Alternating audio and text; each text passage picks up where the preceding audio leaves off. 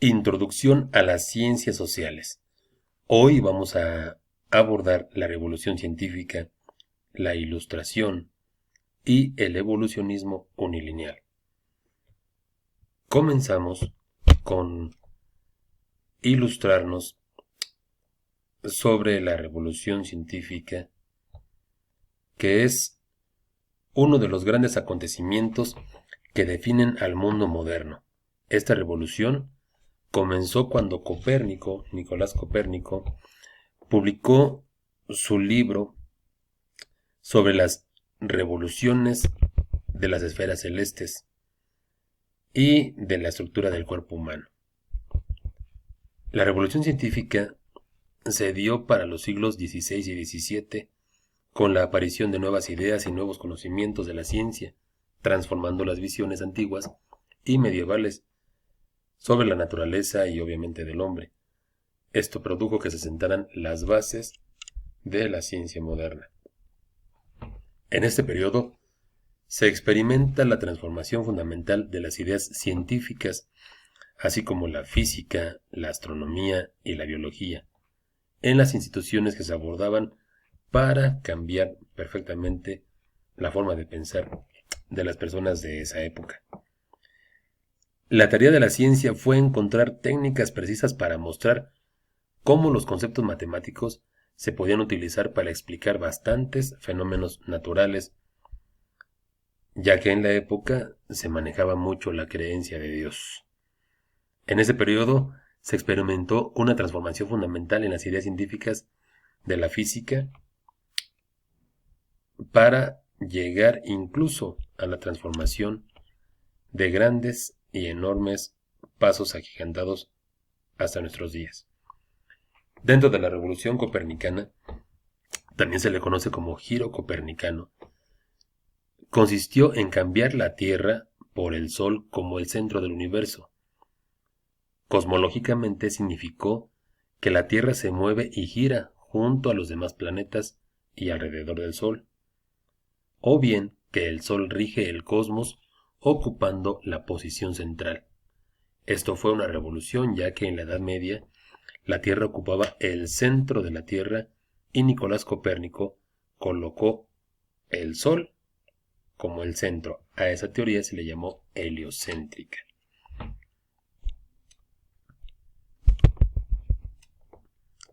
Las características de la ciencia moderna, te voy a mencionar tres. Como primera instancia, la matematización. ¿Te suena a matemáticas? Exactamente así es. Los científicos encuentran que lo importante es realizar estudios cuantitativos, es decir, que se puedan contar. Incluso todo lo que se puede contar puede ser causa y efecto de la creación. 2. El mecanismo.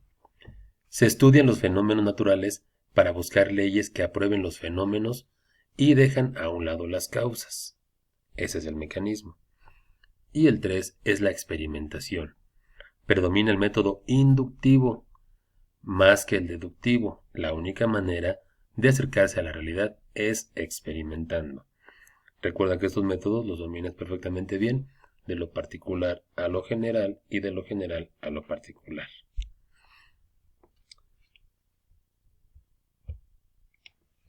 Dentro de el proceso o el fenómeno llamado ilustración, te menciono que se originó y se desarrolló en Europa a mediados del siglo XVIII, el cual fue un movimiento cultural e intelectual europeo, teniendo como fenómeno histórico, simbólico y problemático la Revolución Francesa.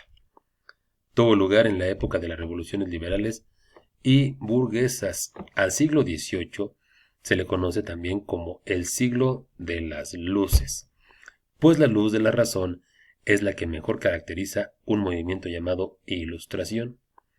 Su influencia se dejará notar en todas las manifestaciones políticas y mediante la razón podemos obtener las siguientes características. La ilustración es un movimiento intelectual que se caracterizó por exaltar la razón.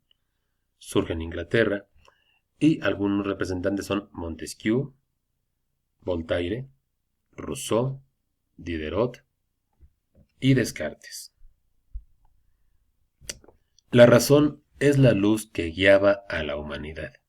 Siempre la razón va a ser prioridad para poder entablar un entendimiento. A través de la razón se podría alcanzar el objetivo de la humanidad, es decir, la felicidad. La moral y la educación no podían estar dirigidas por la Iglesia Católica, ya que en esos entonces se metió demasiado poder o empuje de la Iglesia Católica, recordemos la etapa de la Inquisición, y pues estaban dicotómicamente peleados. Se establece una crítica racional a la forma de comprender el mundo dentro de este proceso de la Ilustración. Existe la necesidad de descubrir las leyes naturales que expliquen la realidad cognitiva que estamos pasando desde esos entonces y hasta nuestros días, y que permitan un funcionamiento equilibrado del poder. La Ilustración se distingue porque el conocimiento y la verdad se alcanzaban por medio de la experiencia. A la experiencia, acuérdate que se le conoce como empiria o el conocimiento empírico. La libertad de las personas es incuestionable. De hecho, es el mejor valor de todos, la libertad. Es por ello que surgen pues, los principios de la Revolución Francesa para ser libres, obviamente.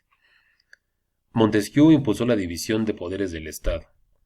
Voltaire criticó a la Iglesia y ridiculizó a la monarquía, o sea, a los reyes. René Descartes, padre del racionalismo, menciona el pensamiento es anterior a la existencia. ¿Te acuerdas de la frase pienso y luego existo? Exactamente ahí va la línea. Las monarquías absolutas aparentemente ilustradas, que aplicaban la razón, buscaban la felicidad de los súbditos. Sin embargo, aquí se caracteriza por una frase muy interesante. La frase es, todo con el pueblo, escucha, todo con el pueblo, pero sin el pueblo. Es decir, entre todos trabajamos y nada más yo gozo. Similar la dicotomía. Se buscaba el bienestar sin modificar la estructura del poder. El poder, desafortunadamente, siempre va a estar arriba y los de abajo son los que van a alimentar a ese poder. ¿Cuál fue la importancia de la Ilustración entonces? Pues fue un sustento ideológico de los principales postulados de la Revolución Francesa, como la libertad, la igualdad y la fraternidad. Muchos postulados del pensamiento ilustrado siguen siendo aplicados hasta el día de hoy, como el poder ejecutivo, legislativo y judicial, que lo aprendiste desde hace muchísimo. En ese tenor, espero que vayamos comprendiendo las características de estos tópicos. Dentro del evolucionismo unilineal, te comento que es una teoría a finales del siglo XIX que se caracterizó porque las sociedades humanas evolucionaban a lo largo de un camino común, desde las simples comunidades de cazadores y hasta las civilizaciones alfabetizadas que incluso hasta nuestros días existen. Todas las sociedades pasarían por la misma consecuencia o por la misma trayectoria. Básicamente se mencionan las etapas pues, de crecimiento, desarrollo y civilización. Las ideas principales se mencionan que cada cultura tiene que desarrollarse a través de un mismo proceso de evolución, ya que los seres humanos son básicamente los mismos. Con el pasar de los años, se supone que hay dos actos, la unidad psíquica y la semejanza evolutiva. Dentro de la unidad psíquica, o sea, de la mente, sugiere que las mentes humanas compartan las características, un bien común, vamos a pensar para hacer, y en las semejanzas evolutivas consiste que es un proceso de evolución para todos. Surgen tres etapas que lo señala Lewis Henry, que clasificó en algo muy interesante que es salvajismo, barbarie y civilización. El salvajismo es una manera de actuar o de obrar propia de los animales o personas con estas actitudes, que se divide también en bastantes formas irracionales de actuar. Por eso se le coloca el salvajismo. Dentro de la barbarie se logra interpretar que es un sinónimo de la falta de cultura en el entorno. Y pues obviamente vemos que aún están en los procesos de los estadios inferior, medio y superior para poder llegar a la civilización. La civilización es una etapa correspondiente a los pueblos que desarrollaron el alfabeto fonético y poseen registros literarios, es decir, ya surge la cultura, las ideas, el codificar algún suceso histórico, un hecho histórico, y esto pues proviene desde el siglo XIX, cuando las estructuras sociales comenzaban a experimentar los cambios paulatinamente logrados, llegando así a una organización más completa. Pero no es hasta el origen de la evolución de las especies, con Charles Darwin, y la evolución cultural, cuando empieza a ser una idea central para que muchas escuelas de la antropología social puedan abordar esta vertiente de civilización. La buena acogida de esta obra responde a una necesidad de los científicos sociales del momento para tener una teoría que explicara el pasado y el futuro en forma cultural. El evolucionismo unilineal se acerca al estudio de la sociedad a través de la teoría de la evolución de las especies.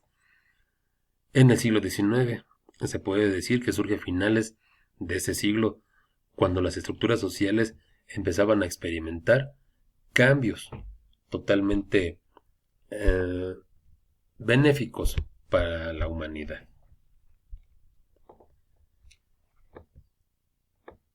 Para Herbert Spencer y Louis Morgan, te voy a comentar algunas ideas. Para Spencer, la sociedad es un sistema, un organismo que evoluciona a lo largo del tiempo de una forma simple hacia formas más complejas, y el cambio de una parte de ese sistema acarrea cambios en los demás. Para Morgan, consideró que la humanidad comenzó su carrera en la parte más baja de la escala y fue subiendo desde el salvajismo, barbarie y hasta llegar a la civilización. A través de ellos pues clasificó una historia de la humanidad.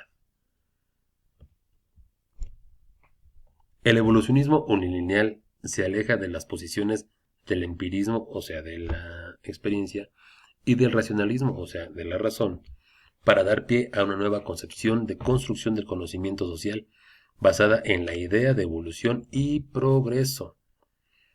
Como evolución social, también es conocida como darwinismo social, que hace referencia en el progreso social de las naciones y de donde se desprende la noción de que unos pueblos son más desarrollados que otros. Y efectivamente así es.